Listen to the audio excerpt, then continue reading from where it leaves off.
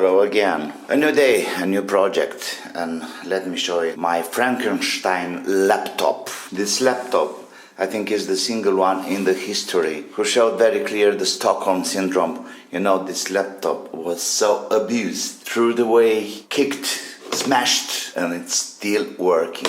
I recovered this from a friend of mine. He was just threw it away in the bin, and luckily, you can see here on the screen, it was almost there to crack the LCD.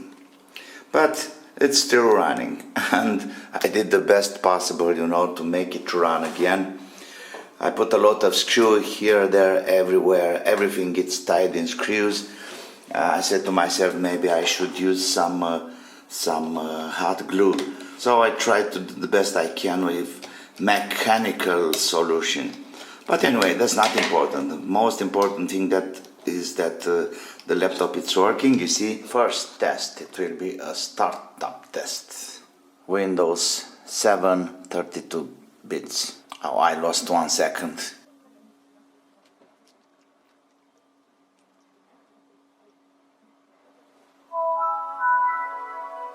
Okay, 57 seconds. That's not bad at all. Let's have a test about opening the browser. Okay, here we go. 0. I'm ready to open Firefox, and let's go. Well, now it was much faster. Yeah, it's okay. It took 25 seconds. And let's try to open Edge. Okay, go. 70 seconds. That's not bad. That's pretty okay. But let's search the web for something amazing fast. Okay, so here we have CPU Z, the software. So we can see over here it's Intel Core i3-3330M technology. Anyway, it's a very old. And here we have the core speed. And let's see about the memory. So we have a DDR3. Okay, let me see. Maybe I can find another memory in between my stuffs. So if we want to change the memory, we have to shut down the computer. Take off the battery too. There we go. The power supply is off. Let me take off the battery. And that's amazing. The battery is still working somehow. Okay, let's see if we can have a better memory stick. Okay, we got 2 of these here. So this is a 2 giga, and let me see if I can run them together. Let's have this down here and this one up here, so we can have a 3 giga of memory. That should be interesting. Okay, power on. Oh, that's not the power. Here is the power. That's the power over here.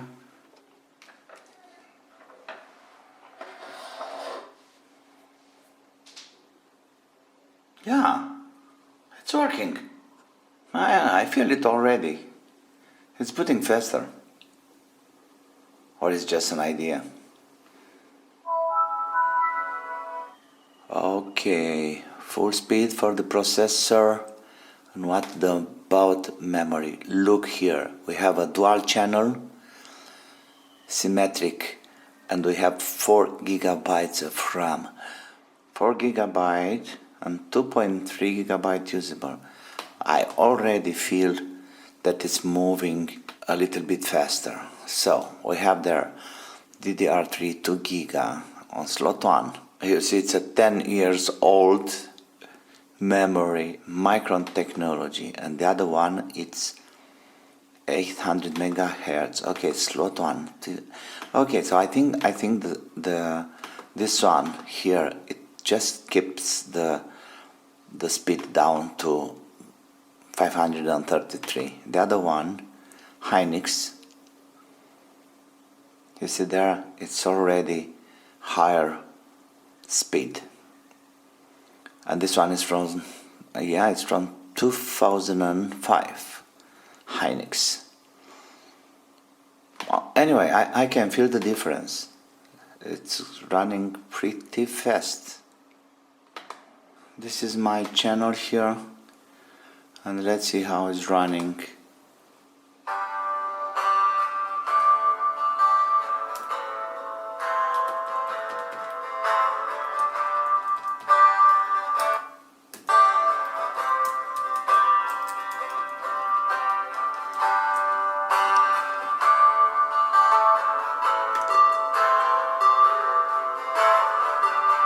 Okay, that's it for now. I'm preparing the Ubuntu installation and we'll see how it's going on later. So here we have the Ubuntu install disk. Now all we have to do is to plug it into the other computer, into the Frankenstein, they say. Now, power on, I think it's F2. Yes, of course, F2. Then we go on boot. We have to move this USB CD-ROM. No, I think this one. We should put this up. How we can do that? F5. Oh, F6, I'm sorry. F6, then we go exit, save changings. Yes, now we should have a boot from the USB stick. Here we go. Install Ubuntu. Of course, it's starting. Okay, so now the installing process is checking all the files. We can pass that if we do Control plus C, but just let it go like that for now. And that was in 2 minutes and almost 3 minutes. It took 3 minutes to check the files, only to check the files. First step. I can see the fan running. Let me check this. 32 degrees. Okay, we have sound. Wow, English. Yes, please. English, US. It's already seeing my my Wi-Fi. Yes. 10 minutes. This is great. Oh, it's an upgrade. Okay, let's have the upgrade. Oh yes, so it's looking like we have a problem over here. Same story like it was before. So there is nothing to do for now. I'll burn a DVD disc and I'm trying later. It's looking like this distro wasn't for this kind of x86 laptop CPU at least. This one was meant to be installed on AMD 64 platform, so I have to find another one proper for this kind of laptop. I'm trying to find a lightweight Linux for this Bell laptop I showed you before, TM86, and I found here on this page there are a couple of them, and I'm not sure, but I think I'll go for easy Lubuntu, a lightweight spin-off Ubuntu LTS, them small Linux, Porteus. Well, I think I'm going for Lubuntu. Okay, so what I have to do now is to download this Lubuntu. Let me see. Desktop.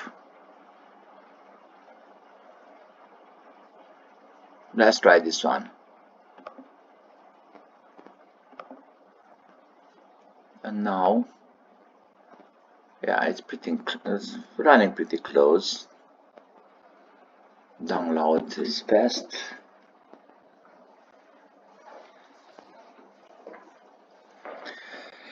I'm gonna have a stick. I'm gonna have a stick to the USB port, and it's done. Well, now I'm trying to open RUFUS. Here we go. RUFUS, it's up.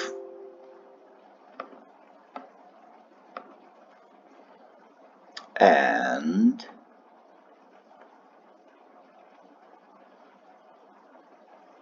let me find. Okay, that's the device. Discord is alright. Okay, let me find the Lubuntu, and it's this one here. We go to BIOS, then we check the boot. Yes, we have the USB, like the first boot. Exit, yes. And let's see what's happened.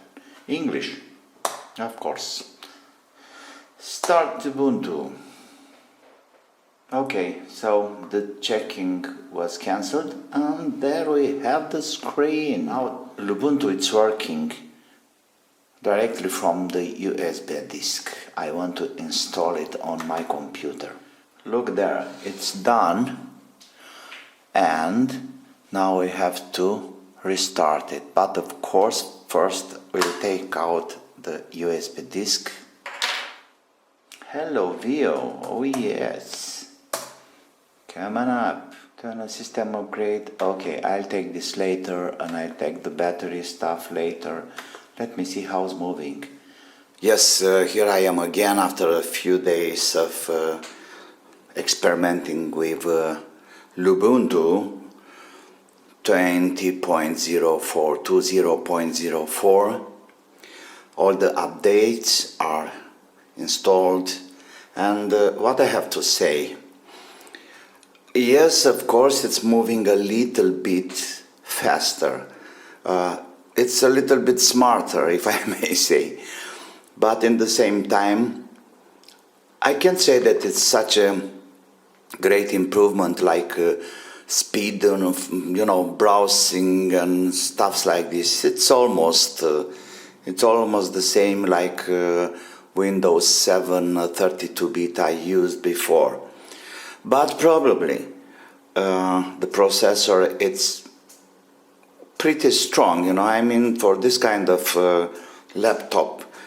i3 generation M330, of course it's an old processor, of course, but can still handle Windows 7 32 bits with no problem. Maybe even 64, I didn't try it yet.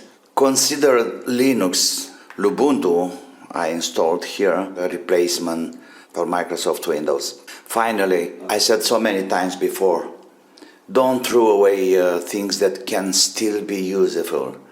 And by the way, I told you this laptop was saved from being smashed and dropped in the bin, but as you see, it's still running. I can use it, and I will use it for my solar panel installation, to have a Wi-Fi connection to my inverter and so on. So it's still useful for some purpose around. Thank you very much for watching. I'll be back soon with some new projects. Be safe. Bye-bye.